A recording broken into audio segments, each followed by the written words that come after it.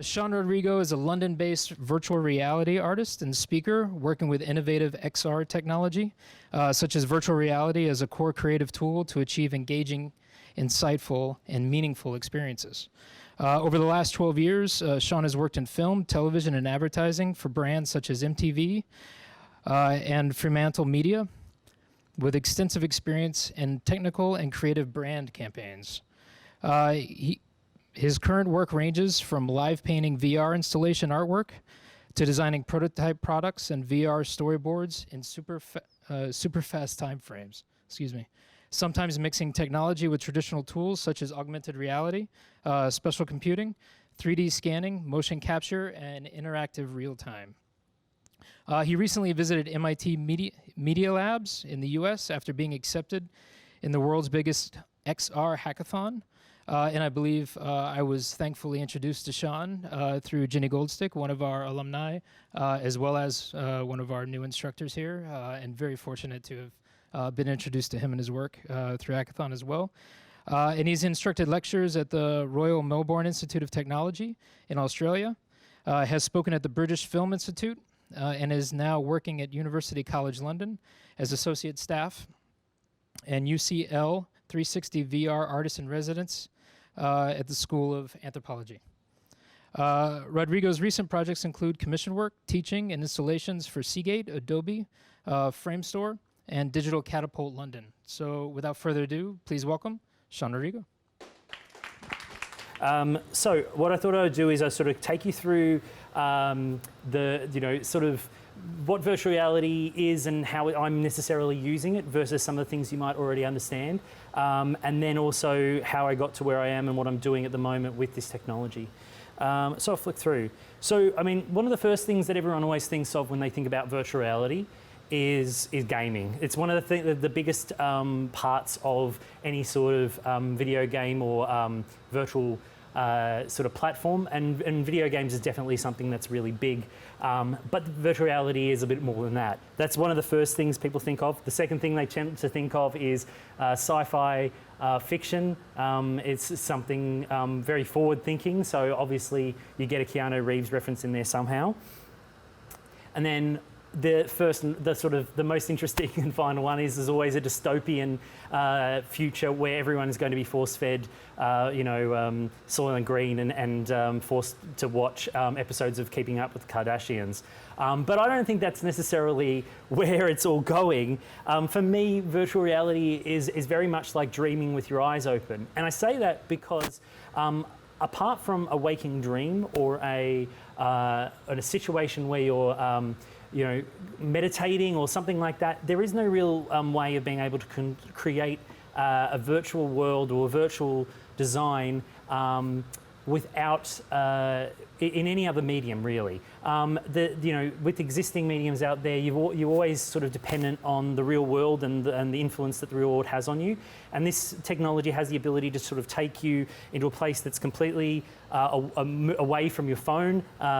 It distracts you from having to focus on what you're wearing and your physical constraints, and is sort of able to let you interface directly with the computer as though it's just your brain and the void black space where you're able to create something entirely from scratch. So to give you a little bit about an example of where I've come from, I was raised by a single mum who was very creative, who was raised in part by a very creative father. He was a painter and a graphic designer back in the days of oil and oil paints and pen and ink in graphic design, who was married to a very creative woman that is my grandmother's kitchen in Australia. So ultimately, I was a creative as well. From a very early age, I was painting, creating things from scratch, putting blocks together to make sculptures, very interested in music from a very early age. Yes, I had dreadlocks at one stage. I liked, it was a Rage Against the Machine fad. I still like Rage Against the Machine. And of course, I was always very loud and very dramatic, and a big Home Alone fan. So for as long as I can remember, I figured I was always basically doomed to be creative. I had no choice. At school, my guidance counsellor told me that there's no way I should ever become an accountant because creative accountants go to jail. And when I went to school camp, I told the school counsellors that I was lactose intolerant, for which they accommodated me with soft drink to avoid having to drink the local water, only to have my parents turn up on the last day and tell them that I was not lactose intolerant. I was just a bit of a smart ass, to be honest. So for me, it was really just something I had to embrace, and I realised that it was in my blood, and I couldn't stop myself from sort of going there. So as we previously heard, I've been working in the creative industry for about 15 years now. 12 of those years were in film and television production. I still love film and television. It's something that I'm still actively working in, but virtual reality is this new exciting space that has given me the opportunity to do things that I otherwise wouldn't be able to do. It doesn't require an entire team of people in some cases. It has the ability to be quite optimistic in the things that are coming through every month, every year. There's new technology that's making things possible that were otherwise not possible. And it's also a really exciting place to be if you're from a non-traditional background where you don't have the education of an engineer and you want to design, or you're from a background where certain industries are more dominated by men, or places like that where this is completely new. There's a new frontier to be carved out, and the future very much is up for grabs by pretty much anyone. And because of that, the people who tend to sort of make up the body of professionals in this industry tend to be coming from very different backgrounds, and there seems to be a very little, I wouldn't say a very obvious pattern in who is coming to this world. So that's kind of how I've pivoted, if you would, into this space. Quite a few years ago now, I was working at MTV and decided to go off and make a short film. And so this is an example of some of the work that I had been doing in that job. Well, not in that job, but off the back of the experience at that job. Welcome, my friend, to another night at Casa del Fergus. I'll be your host for this amazing evening. Really? This place is haunted without people. It's like a creepy abandoned amusement park. Nothing amazing ever happens around here. Correction. Nothing amazing ever happens to you. I pack up the food court, run midnight security. Wow, you're a man of many skills. So you're kind of like a retail superhero. Yeah. You're really in need of some loving? I just want to exploit her store discount. Look, bro, she's into you. Just do it for me. Oh, it's Emilio. Yeah, see you later, Superboy.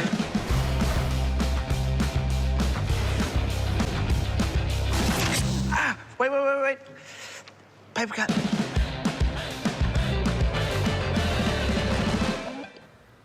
So that was a little film that got played on Comedy Central New Zealand, and it was a lot of fun about sort of embracing your inner geek and making friends no matter where you are. So that was kind of one of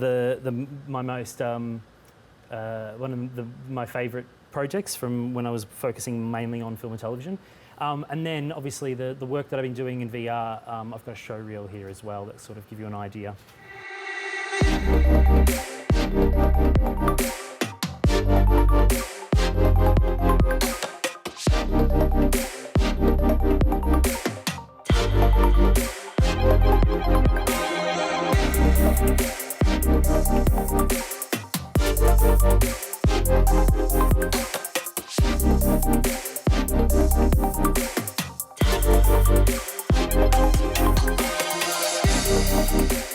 So, like as we were talking about, we sort of heard before. For me, virtual reality is very much a tool like any other tool. It is not the be-all and end-all for every circumstance.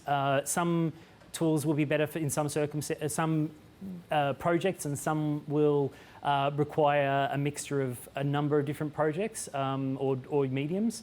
So in this screen alone, I'm using examples of 3D scanning, which I've used on a number of different projects to scan real people into virtual environments, hand-painted environments in projects like for my Seagate and my Chill Blast project on the top left and bottom left.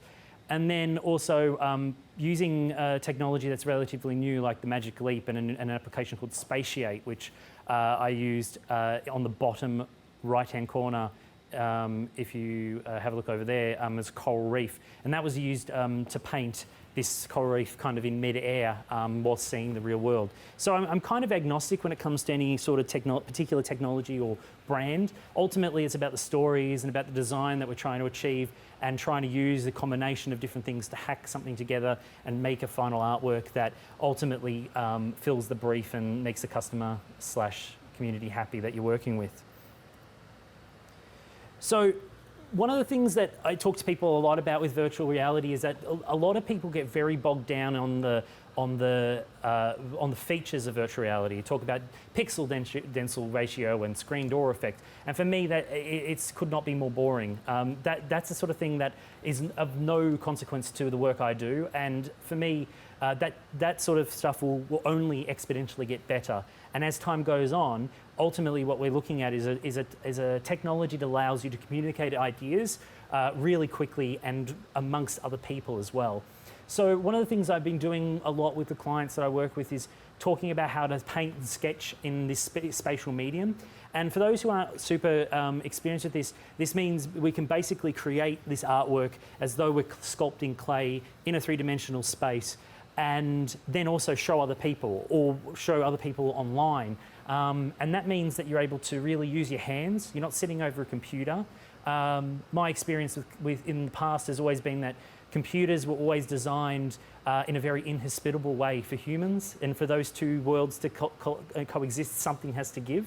And working in visual effects companies in the past, you'd always see sort of bays of computers and people crouched over computers in what is incredibly air-conditioned rooms. And I think that virtual reality has this ability to be able to make computing a bit more human, allow people to use their bodies as part of the sort of painting process, and really get back to what humans kind of have always done and used their bodies and their minds together, instead of being very sort of still and stuck behind the keyboard and the mouse. I've used the term tyranny of the technical in the past, and really just to sort of say that, like, the future potentially will be where computing will have a more direct, more human way of going about it, instead of being stuck behind one particular machine. So the examples for this I'll use is something. The New Yorker did a project with the Google Tilt Brush application I use. Traditionally, drawing was a way of representing 3D space. To draw in 3D space is a completely different challenge. Drawing in virtual reality, we have to go back to basics.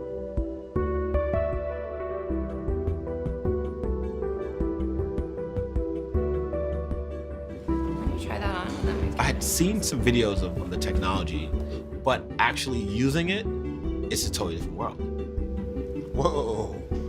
Oh, holy. Whoa. When people first put it on, That's crazy. they start painting in front of them. But then when they start to turn and realize, like, oh, wait a second, I can be inside of my own painting? That's nuts. Whoa. You can walk right into it. Woo, that's crazy. Oh my gosh. I happen to love flatness. 2 dimensions is almost too much trouble. Making the lines for the first time, I realized I'm not drawing the illusion of 3-dimensional space. I can actually pull with my tool to make the person's arm go out. You're circling the work and you're creating the work, but the work circling you is something unusual.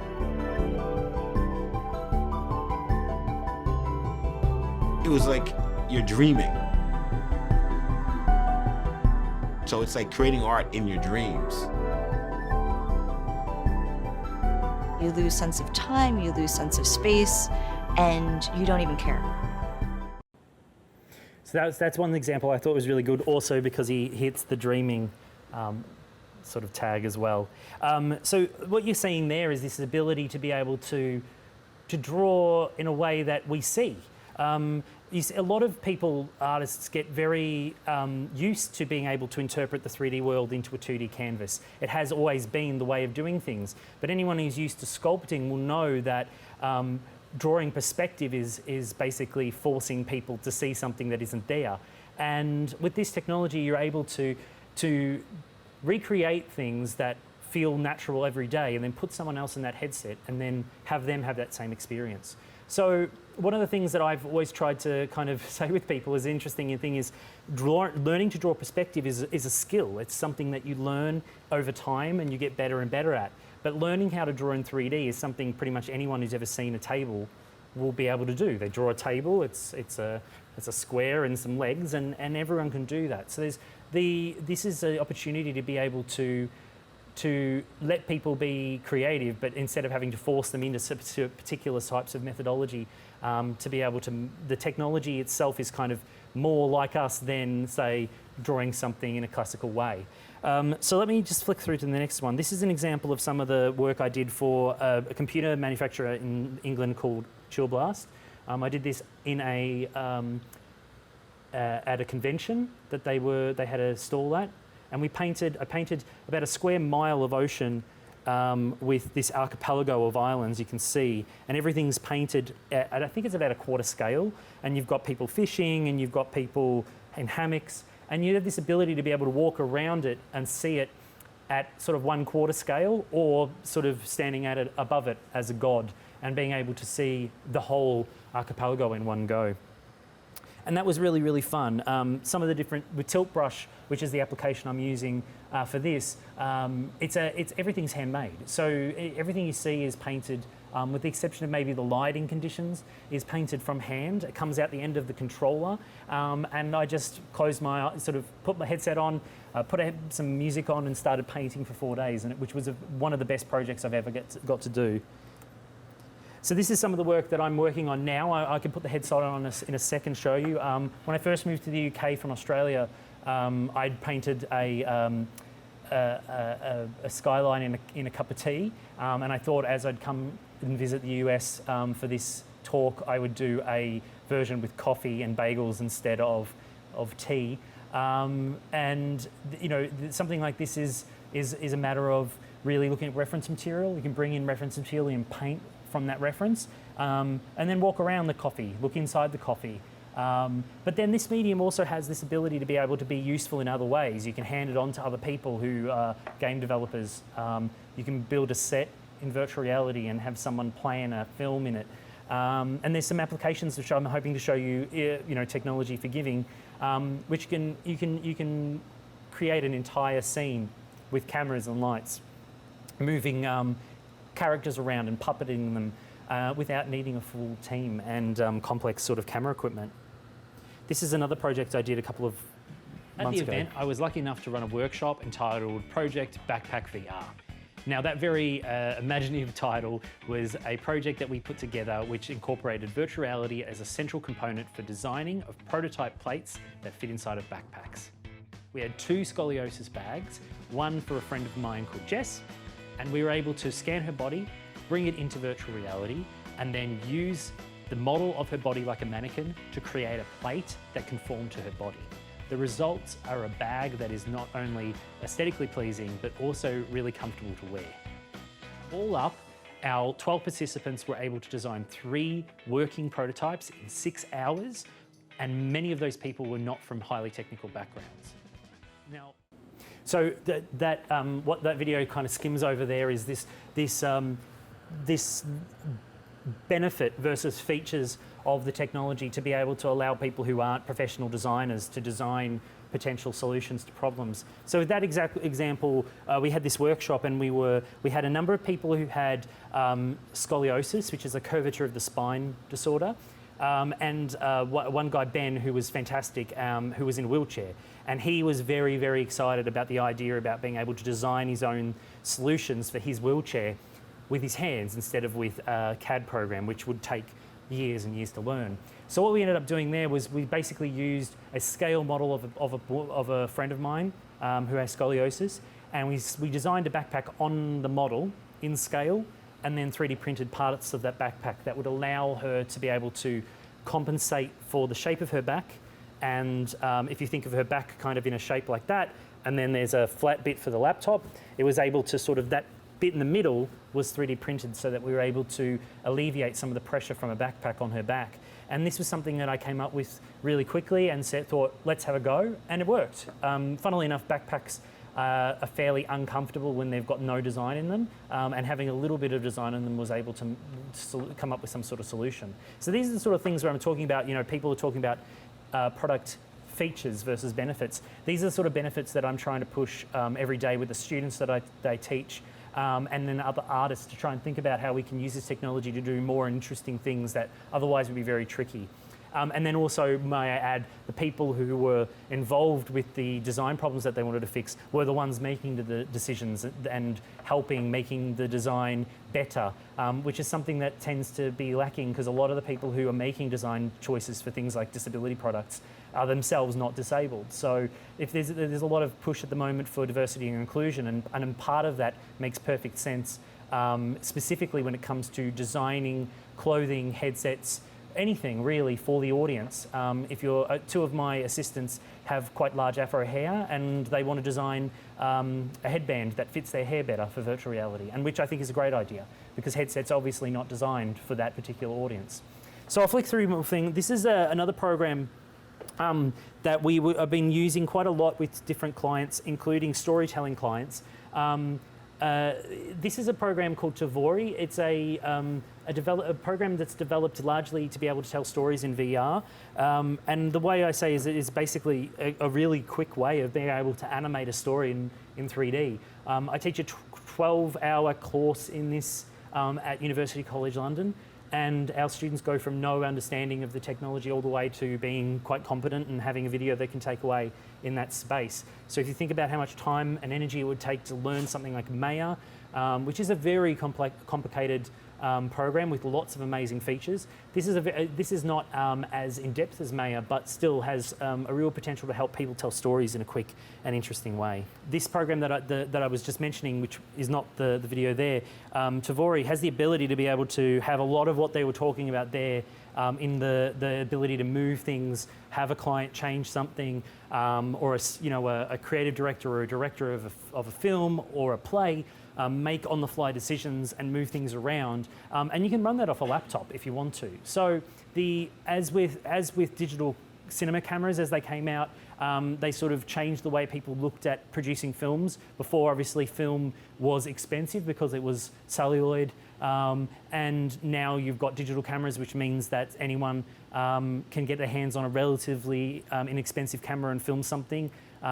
This is potentially the future of how films can sort of start planning out, blocking out, and designing future sort of narratives with relatively easily accessible machines and equipment. Now, I'm not sure what the next one is, but let me see through that. Oh, this is Tvori. This is a workshop we ran in London.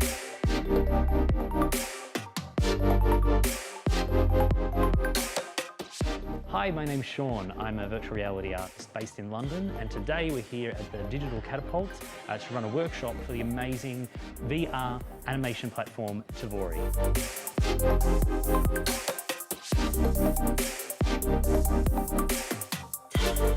Entirely in virtual reality, Tvori allows you to animate in real time and also in keyframe animation, and tell stories in a visual way, in a very natural way to how you're used to seeing and moving objects around in the world.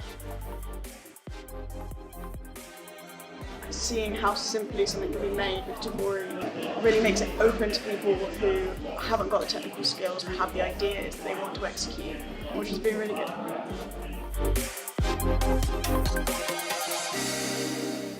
When I've tried Tvori, I've been really inspired because it's an artist's tool. A keyboard and a mouse does not feel like an artist's tool, but once you try it, it's really hard not to have a revelation. So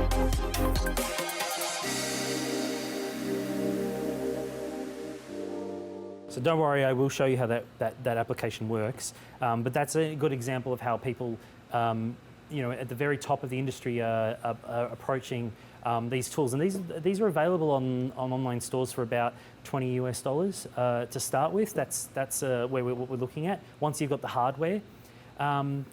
So that's pretty much the bulk of what I wanted to talk to you about today. But I also thought what I'll do is I'll show you through two different examples of the work that I've been doing. One is tilt brush, is the painting medium, and the New York in a Coffee artwork that I did specifically for today. And then the other one, if I can get it working, because my machine's being a little temperamental today, is the Tvori platform, which I can really show you how we can set up a really simple scene, shoot something, animate it, and then do all the components of what is a traditional film set largely inside of the computer with one person operating it, which is very exciting. And you saw some of the motion capture components of the application, which is something that they're developing at the moment, which is very exciting because it means that you have the ability to be able to do motion capture for things like games.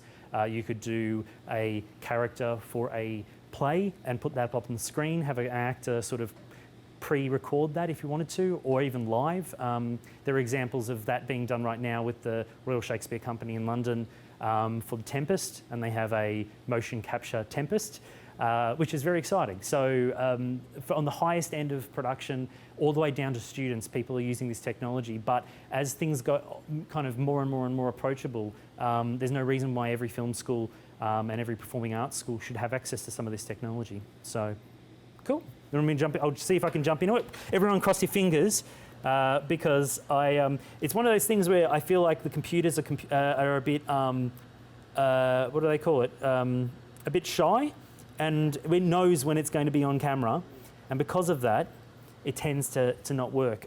I've got over my my shyness when it comes to talking in public, but my laptop's still new and it's still getting there. So. Yeah, cool. So what you can see here is tilt brush. So that's a good sign. Generally, if you're not familiar with how this works, the sensors that we've got set up now are sort of telling the headset the position of the headset in 3D space. So as I move forward, it moves forward. Now, that's actually quite a dark scene, so that's not really going to help my case explaining it. But I can see my controllers on the floor, which is very promising. And I shouldn't have said anything about it not working because he wouldn't have known any different. But what I'm going to do is I'm going to give you, show you what I was working on before, and maybe also the archipelago painting. I'm just going to strap my brain into it a little harder. And what you can see here is, can you see what I'm seeing? Yeah? Okay, cool. All right. So what you're seeing now is the painting process that I've actually gone through to get to the. Obviously, I've painted the floor very thoroughly. And it actually records the brush strokes as I've done them. Oh, there we go. I'm going to move it around here. And I think I was kind of sort of quietly wishing that I had gone with a country with less stars in their flag, because I was like, oh God, it's would have been much easier if it was Turkey with one star, but it's all right, you guys didn't do it. It is an older one. All right, so I'm going to skip forward because it's going to take a while because I think that I painted that, and there we have it. But what I was able to do is I was able to sort of paint the stars and then duplicate them. I just had to keep looking at the reference. So what you can see here is everything here is pretty much painted from scratch. So if I go onto my palette and I pick a color, and then I pick a brush, I'm able to sort of adjust that brush and paint in midair if I want to. So I'm just going to go back and I'll pick one that's a little different, and I'm able to do that. If I want to sign the painting, I can scale it up and I can go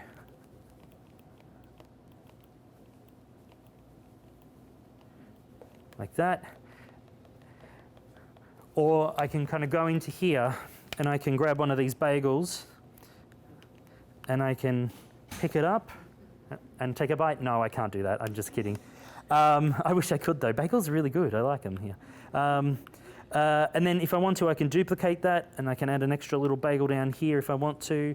And then I'm going to go in and I'm going to give it, is New York bagels are more, I'm sorry, New York bagels are kind of plain, are they? You kind of have all sorts of different ones. I had a bagel this morning and they offered me about 600 different varieties, and I just was like, the second one, please. I was like, yeah, too many things on a bagel. I saw a thing actually. Sorry, this is completely independent of the talk. But I saw something the other day, which was a Krispy Kreme donut with a fried chicken slice inside of it, which I'm sure will probably kill you. But yeah, God bless America. So what you can do here is you can kind of go in, and you can add kind of seeds to it if you want to. Maybe that's too big, so I'm just going to make it a little bit smaller.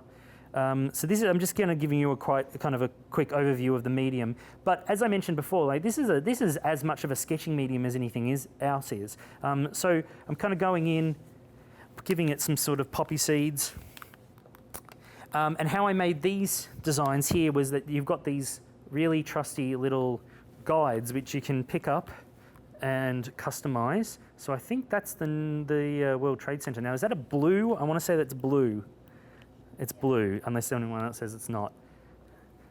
And then I'm going to go into, I'm just going to change the brush back down to a marker, and then I'm going to paint it, give it a nice blue.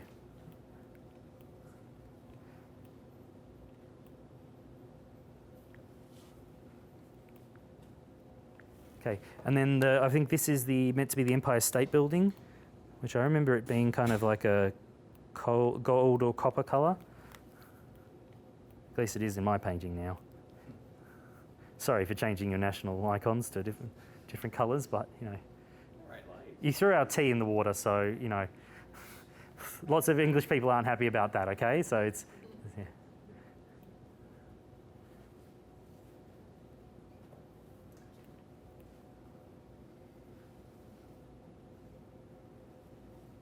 All right, so obviously you can go in. You can also pull in reference images. So over here I've got a Statue of Liberty reference. So there you go, that's not too bad.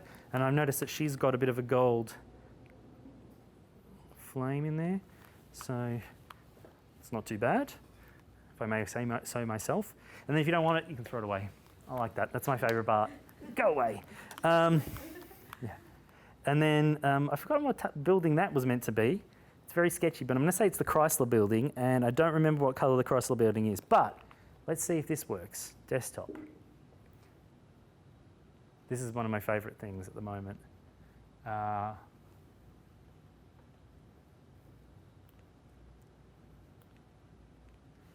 Chrysler Building. Oh, what's wrong? Oh, was it? I don't know. I think that's the Statue of Liberty. That was the Empire State Building. And then I can go in. I'm assuming you guys can see what I'm doing, right? Yeah. So it's a grey colour. It's a grey colour. And I can save that into the headset as well if I want to, but I'm not going to for now. I'm just going to pull you back up into thing. And we're going to give it a grey colour. Nice grey. So that's a nice setting that I can just say the word and it will pop back up. Oop. Now, obviously, as I'm doing this live in front of you, I'm trying not to do anything too silly, but you can obviously go in and you can do more granular detail. I believe this is the Guggenheim. I'm just going to colour that in. I think that's a white colour.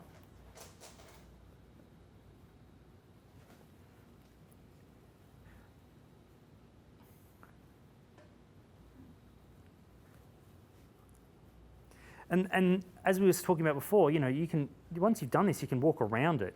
I'm sort of standing in one spot and painting just because I'm in front of all you guys. But you can, once you set it up in the space, now I can see that there's a square here, which is what I was doing when you first came in. It was sort of setting up the room. And I can kind of walk up to the bagels, go, this bagel here needs to be smaller and fatter. So I can go in and I can select it, and then I can make it smaller like that. I'm going to select the bagel, and I'm going to make it fatter. Oh, too fat. Make it fatter.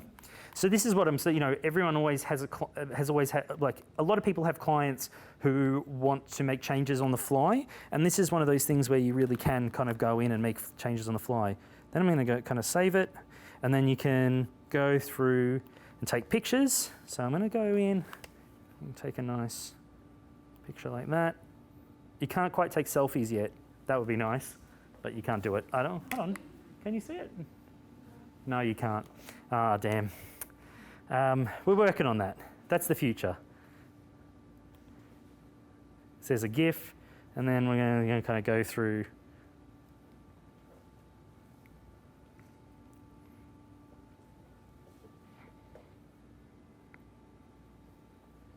So if you remember what Steven Spielberg was doing before with the virtual camera, this is not too far off from that.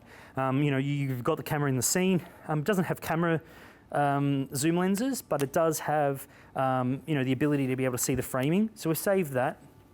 You can see over here that I've cheated and I've painted the stars, and then I duplicated them onto the map, onto the flag. But you do have a lot of stars on that thing, and it took me a very long time to get them on there. So I just didn't want to get chased out of New York by patriotic people. That's all. All right. So I'll show you my archipelago while we're at it. This is the one I was talking about before, which was the series of islands. Oh, this is an early version from the looks of it, because let me see if there's an older version. No, this is the earlier version. So what I did here is you can kind of see that you've got this square mile of ocean, and I've literally just gone on in with one of the guides, and if I just sample that, you've got this thick media brush, and you're able to sort of paint more ocean if you want. And then in here, I've made this island with a volcanic island. I quite like the idea that these little men that are kind of in this scene are kind of completely unaware that their island is about to explode. And this guy's having a bit of a fish, and it's somewhere in the Caribbean. I mean, people are pretty relaxed around there. So this guy's got a little goatee. So I think he's about that big in the scene. And this is where, this is the fun part about it, is you can kind of walk around like you're in the scene, and I can kind of, I'm just going to move it over here, go in, pick up the coconuts, and I'm just going to duplicate them, give it more coconuts, the scene. How is the water animating? Well, what happens is the brushes that you can choose have different properties. So some of the brushes have animation and some of them don't. So if I wanted to add fire, let's go up here and make them, thank you, Jenny. I want to make this tree on fire. You can just do that. Now, what you can do is just walk around and do that, and then they sort of animate on the spot. Thanks for lighting my tree on fire, Jenny. No, I'm kidding. So yeah, there's lots of the water here is this is actually a stroke brush. I'm just trying to see what it's actually called. I think it's called. Yeah, I don't know. There's lots of different ones in here. But what I've done here is I've used different combinations of brushes to get different results. So if I wanted to make a new island, I could go over here and just start painting a new island. And this is called the hull brush. It's a sort of a geometry brush. Funnily enough, you actually can 3D print anything that you make with this brush, because it creates a sort of watertight geometry that's really good for 3D printing. So one of my assistants has actually made a necklace, and we're hoping to sort of 3D print and then make a version in resin, which will be actually quite fun. So you make that, and then if you want to go in, I generally kind of look at some of the brushes and I think about what this sort of look like. So this one, if you make it brown, kind of looks like tree. It looks like a wooden sort of tree. I suppose that's what all trees are made out of. And then this one, petals, if you make it green or make it kind of a brown, kind of looks a bit like palm trees. So as I was saying, you know, like every part of this island has been, now I've just made this island enormous because I wasn't paying any attention to the scale, but you can go through and every section kind of needs more details. And if you've got more time on your hands than I do today, you can go through and make all the grass really small and kind of give it like that.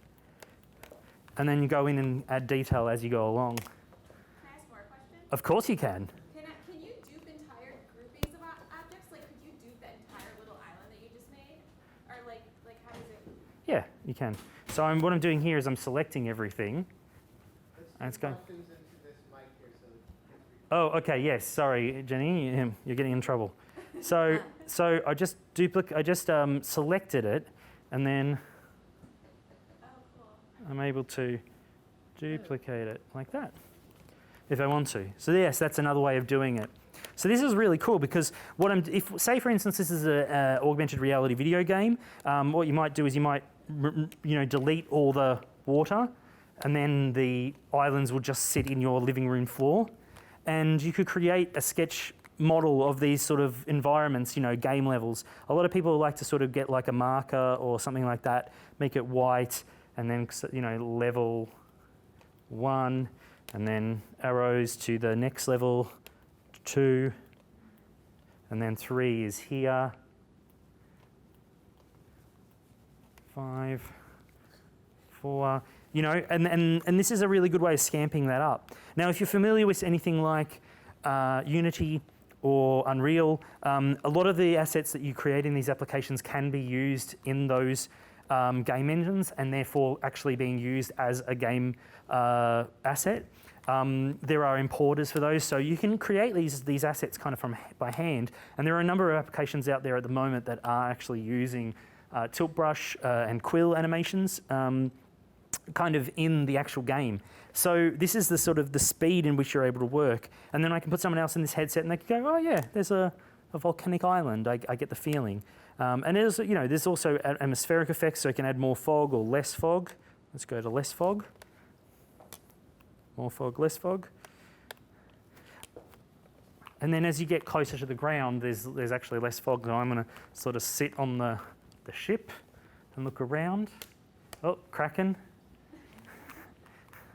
And then you can also be sort of at God size. And make, look down and everything. Funnily enough, I've actually used this example, well, not this example, but this idea of a square mile of ocean as a reference for a client that works with Navy, and they've actually put battleships in sort of like a field and done reconnaissance missions and sort of rescue missions using my sketch, and sort of kind of planned out what they might do in a certain circumstance. So it's actually very cool and fun in that respect. You have any more questions? I'll flick through to there. Of course, yes. Sorry, I couldn't see you, but I can now. 1 second, sorry. Very simplistic question, perhaps. Sure. No. Does your headset require that the artist have vision in both eyes? I have no vision in one eye and low vision in the other. So the headset is stereoscopic, so you're not going to get stereoscopic vision if you only have one. But I'm assuming that's kind of what you see every day. Is that right? So well, I once had binary vision, yes. But I no longer. Yes, yeah, now, I was not, it shouldn't be any different to how you're normally. I was not blind from birth. I'm now legally blind. Okay. And I'm looking for tools to continue to work in a creative way. I mean, I can't tell you for sure because everyone's experience is different, but you will get a consistent experience to what you currently have with the regular world. So it's not going to be worse than what you're seeing now. But what I'm really concerned is not so much what I see, but what I learn to create for others. Okay. Well, because I compensate all the time with my visual memory. Yeah, exactly. So, I mean, if you've got a good muscle memory and you can move, you can draw something from relatively knowing where the space is, then it might be actually really good for you. Vision is one of those things that's very different for everyone. So it depends really. You might love it, you might not love it. It depends really. I'm also looking for tools to explain visual space to others who have never seen. Yeah. That's become a kind of Well, an that's- issue and a problem for That's me. quite interesting. There's a growing field of haptics, which could potentially, if you were to work with something like Tilt Brush to draw something out and then have that interpreted through haptics, potentially you could have people feel the illustrations that you're designing. That's not something that's out of the box, but I think it might be a good way of having a look at it. Thank you. I mean, yeah, obviously, yeah, that's yeah. a very specialized question. No, but it's fine. Thank you. The headset will give you the same experience whether or not you can see with one or two or both eyes. It's just going to be really whether or not it does what it wants for you. But yeah. But maybe what I'll do is I'll show you some of the work that we've been doing with Tvori. So the Tvori is this application. It's dependent on other applications like Steam, which sometimes are temperamental. But this application is the one that I was mentioning of, which has cameras, it has lights, and you're able to really bring in different assets and animate them in a 3D scene. So you bring in these sort of monitors, you can control the light in the position of the day or night, and you're really able to animate characters in real time, which means you're able to grab the hands of the character like they're doing now, and then animate or record that animation.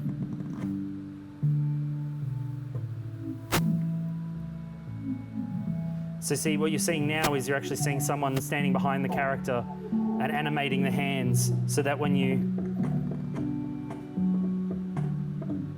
watch the scene back, it's kind of recorded the human element.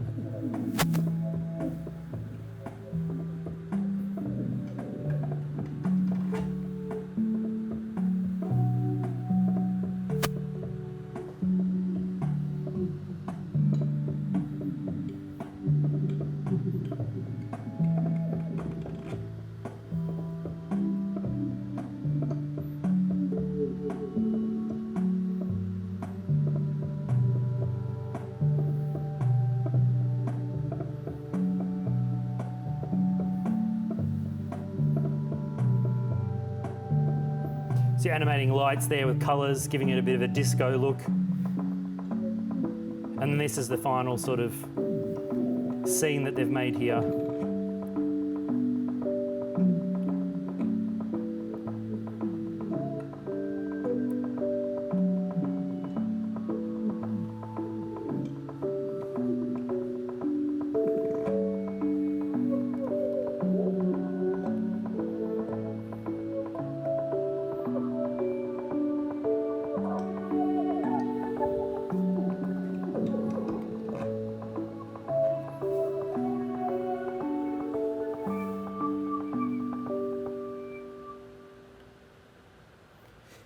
Yeah, so and that ultimately for me, that application is really amazing for things like planning out stories using VR, and it's being used a lot by people to do concepts, really quick pitches into their producers or their clients. But yeah, I mean, ultimately, this is super exciting, and I want to try and do as much as I can with it over the next couple of years as the technology matures. But yeah, it's pretty much all I had for you today. Do you have any more questions? Yeah? Oh, Jenny? Yeah. Okay, so with the animation software, Yes. is there any I noticed that with Gravity Sketch and Tilt Brush and stuff, there's a lot of similarities to Photoshop or Illustrator. It was very intuitive. Yep. Would you say that is it called Tvori? The animation? Tvori, yeah. Okay. Is there any I don't know how you say tweening mechanic? You know how in Flash you would tween stuff? Is it anything like that, or is it Yeah, totally well- reliant on you moving the object? No. and recording So it? this is why I'm trying. I'd love to get awkwardly trying to get the Steam to behave with me today. It's just one of those things where I'm just going to restart the machine. I really want to show you how it works. It basically does have that tween effect to it. You can set a keyframe and then an end frame, Gotcha. and then it Okay. animates between the two scenes. So I'm just going to kick it back up. And yeah, sorry. Like, can you record a performance in real time though? There are, like, After Effects, there are some capabilities of recording essentially the naturalistic whatever of the mouse. Just a natural movement, human movement. Yeah. Yeah, you can. That's very cool. So you can do one of two things. One, the first and easiest thing to do is using the controllers to be able to move the hands, or the head. You can move two objects at the same time. So you know, the head and the hips. A lot of people like to make characters dance. That's generally the first thing they'll do. But then also there is an experimental build, which is not public yet, but I've been using in the lab at UCL, which involves using 6 Vive trackers or Vive pucks, which is not too dissimilar to the controllers that you have on the Vive. And ultimately, you're able to assign a different part of the character to those trackers, and then you're able to have people dance around. Let me see if I can find. I've got a version of. We do some motion capture as part of a class that I teach. That your animation class. I do have. Let me see if I've got it. So I'm kind of improving a little bit here. Oh, here we go. So this is a really quick render of the motion capture process that we did with Tvori on that one class. You can see, so this is a person with all the trackers on them, and they were able to sort of walk around the scene. And we've replaced the head with a fire effect because the character trails off. There is another version. Oh, here we go. Here. So this is Hermione, one of our PhD students, and this is her dancing around in the classroom. It looks a lot cooler there than it does in real life. You have a tendency to look a bit crazy, but it's okay because it's all in the name of art. So what we're actually doing here is you can see the camera's moving, and that's because I'm actually moving the camera at the same time. So you've got 6 degrees of freedom tracking on a human being, and then you've also got the camera to be able to move as well. So I'm working on this idea of trying to create some sort of 2-person tango. Where we've got multiple people all moving around the space and also a live camera operator. A lot of the time what we're doing when we're using these programs is we're using them for early stage development, not something that is full production. But because of the fact that it's real time, so to give you an idea, anything VR related is generally about 8 times more intensive on a graphics processor than in the traditional sort of Photoshop or Illustrator. So because of that, you're rendering sort of what is 4K footage in real time, and because of that, you don't end up with textures, you don't end up with sort of ray tracing or anything like that, because at the current sort of rate of how things are working, that's just way too intensive on the computers. So facial animation is something that a lot of people are kind of moving towards, and I think that there's a couple of people that have done it. There's an animator in the US called Jeremy who has animated an entire 15-minute short film in Tvori with characters with multiple wing sets and face, eye movement and all that sort of stuff. Potentially the new HTC Vive, which has eye tracking in it, potentially could be a cool way of being able to add eye movements to characters. So I come from partly a philosophy background, and I think a lot about and along with storytelling. So one thing I'm always really curious about, and I'm just wondering as an aside, if you've kind of observed, given a lot of demonstrating how we can use these tools and how it can totally transform the creative process, which looks amazing. But I'm also wondering if it in any way, that process kind of affects, ooh, that sounded promising. That's a horrible noise, isn't it? Sorry. How it affects kind of how you think creatively, or the ideas that you have, if that's in any way broadened or kind of more focused as just kind of a result of working in such a different kind of creative space. Well, I mean, to give you an idea, in the past, I wasn't an illustrator, I wasn't a designer, I was a filmmaker. I generally would write scripts and hand them to other people who'd make, who'd shoot them. And I think most of that was just brought up on the idea that I had to have those people help me with things because you just can't make a film on your own. So when this came along, the idea of trying to tackle something and do a lot of the work, the lighting, the texturing, the modeling, the animation, all that sort of stuff, it seems a lot more doable. And it ultimately, like, one of the things I thought was quite interesting, and I think it's could have been backed up by other people who worked in the industry, is that this particular medium has this ability to kind of make you feel like realize that you are more creative inside, I think. Because whilst everyone thinks that it kind of makes you less human because you spend all your time inside of a computer, it actually kind of isolates you down into what ultimately is you, which is your brain. This is not you. What's you is inside and your personality. So what I've realised is that there's a lot of stuff that I want to make that just comes out of me. I don't really need to necessarily think about it.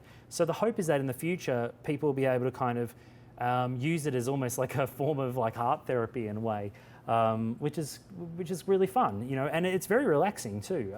Like they said, in that video that I showed you, they use it and people kind of lose themselves a little bit in it, if that makes sense. So just to take you back to where we were talking about before, if I'm just going to pull up a completely new scene here.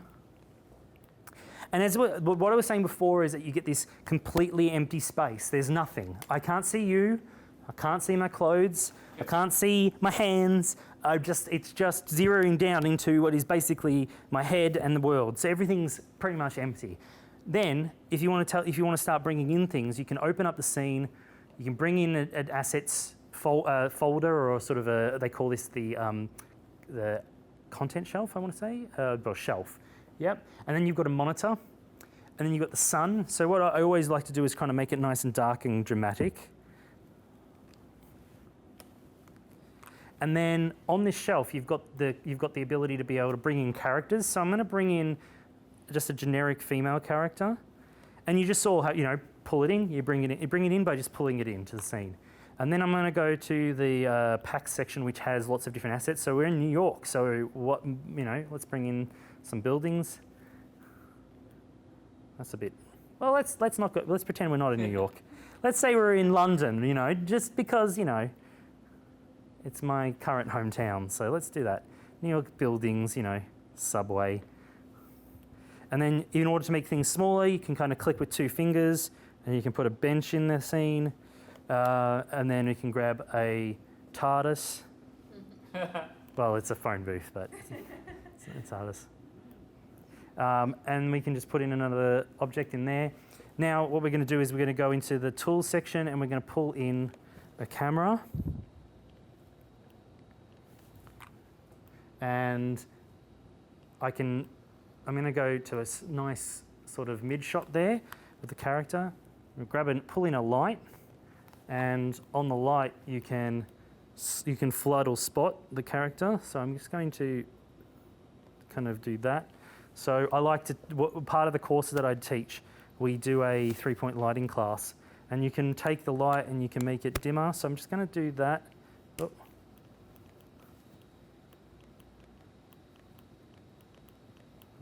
I'll throw that light away and get a new one. So we can make it dimmer and going to make it kind of a cold green color. That's not good, is it? Nice blue. And then we'll do a fill over here, and we'll give that a nice yellow light. And then we're going to do a backlight right there. Make it smaller, and I'll give that a nice yellowy glow, pointing at the back of the head of the character. And now you've got your scene in there with the camera. Now we were talking about real-time animation or tweening. Is that the idea? So you can do a couple of things. You can take the character. What I'll do is I'll animate the character in real time, and then I'll animate the camera. So I'm going to grab her hips and set her down by grabbing her hands, putting hands on the. Yeah, and we're going to reenact Forrest Gump. So we're going to start off on life is like a box of chocolates. And then we're going to go to, if we go to the key, to the monitor, you'll see that there's a recording button. And then you can go real-time animation or keyframe animation. Now, keyframe animation is interesting because you can just set the recording position. It's a start position. Let's scroll forward in time. And then I'm going to take it back to there, to a wide shot. And then move it back to start and hit play. And it's going to in between those two positions. So to do something like this in Maya would probably take you about 5 minutes and I think about 100 different buttons to press, basically. Now, not to say that Maya isn't still useful. Maya is definitely useful, but if you're doing something like a pitch and all you want to do is show a camera movement like this is going to save you a lot of money and make everyone very happy. So the other thing that we can do from here is this is going to pause that, stop the recording. We're going to go into our character. Now, what I like to do is we use the advantage of the spatial side of things and sort of stand in her position and grab her hands, and then I'm going to tell it to record in real-time animation. And as soon as I pick up the hands, you can just wave like that. And then if I scroll back to the start, you'll see that the character waves. So that's a really, really easy way of doing it. But then also what you can do from there is you can do different iterations of that. You can, let's go back to the chord at start. You grab the head.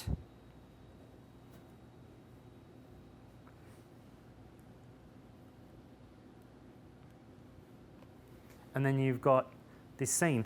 If you don't like the way that the camera is moving, you can turn the recording off and touch the actual camera and you'll see the keyframes come out. Oh, let's go to the camera. And then you'll see that there are keyframes here and you can change those keyframes to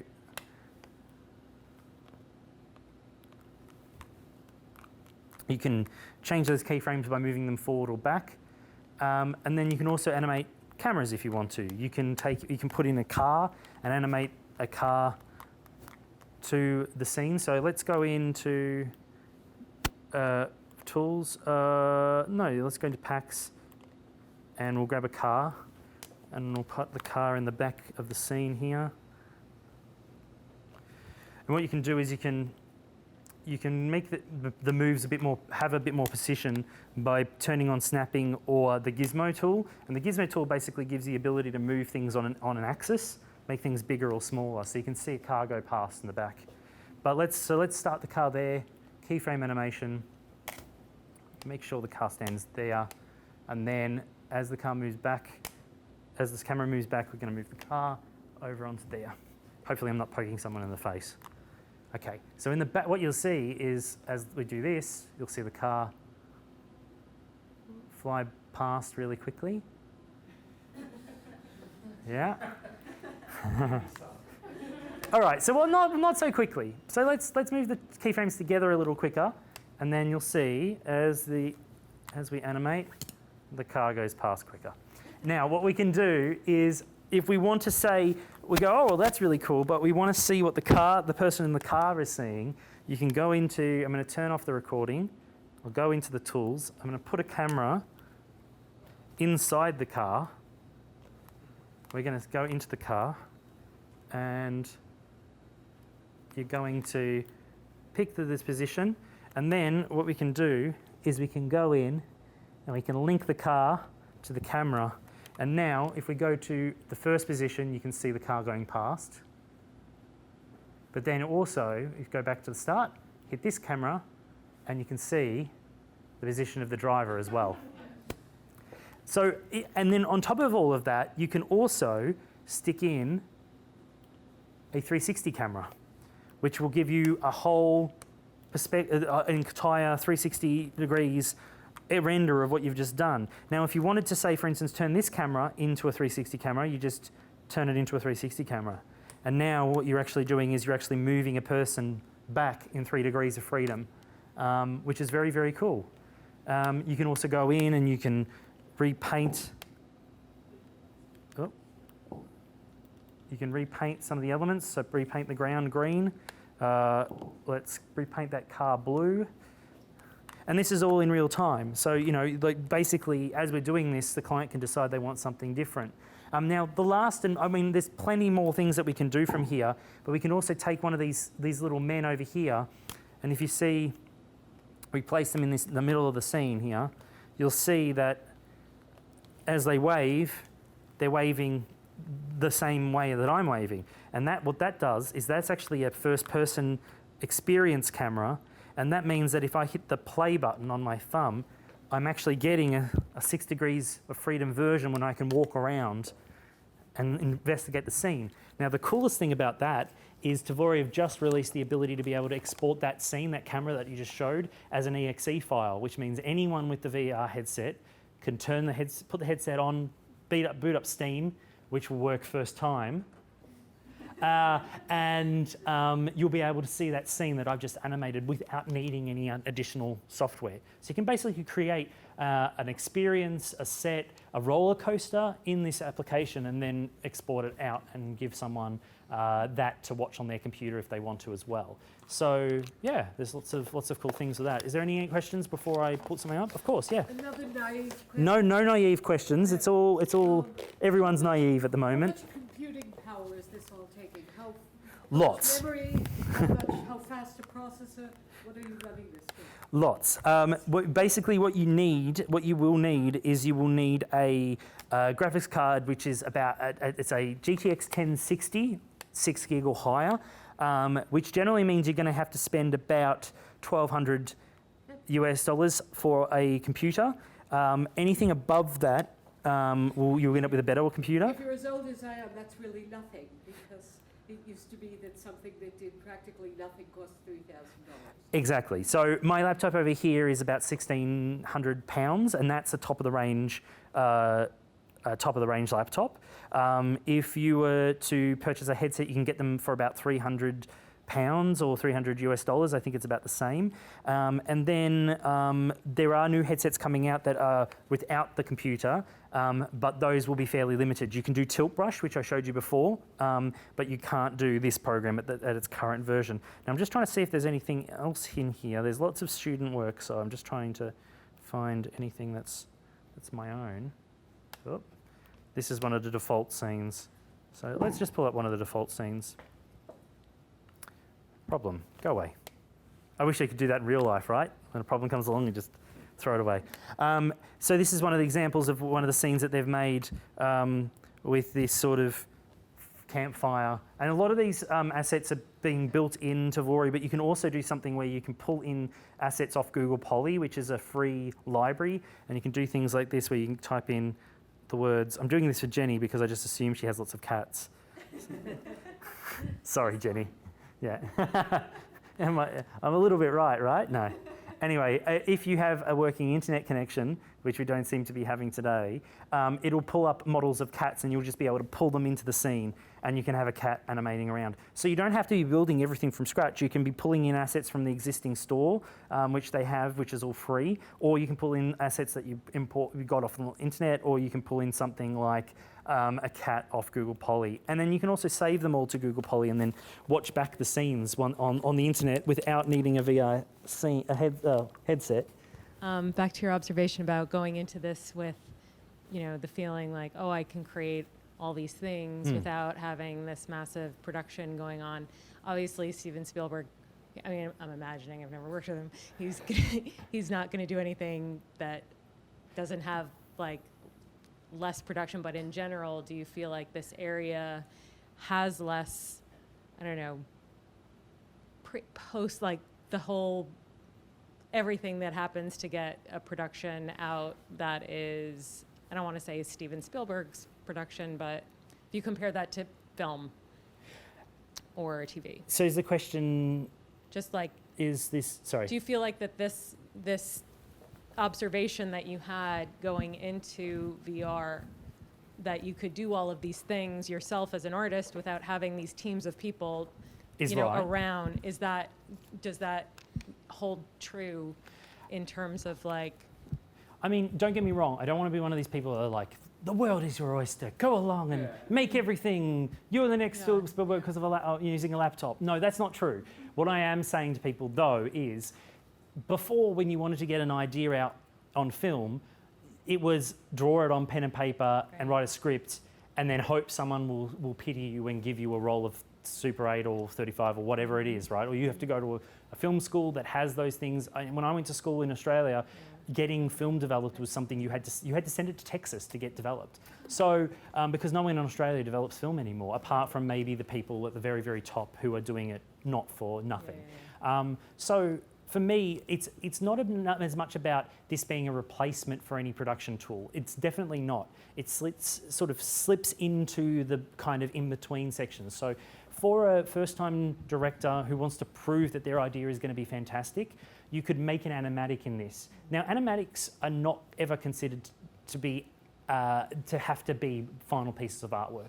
A lot of the people, I've got some friends who work at a company called The Third Floor who do a lot of pre-visualization for a lot of big, enormous films. And half the time, the Hulk looks like a bunch of grey masses smashing someone into the ground. But what they're really looking at is they're looking at the way the character is hitting the ground. Is that correct?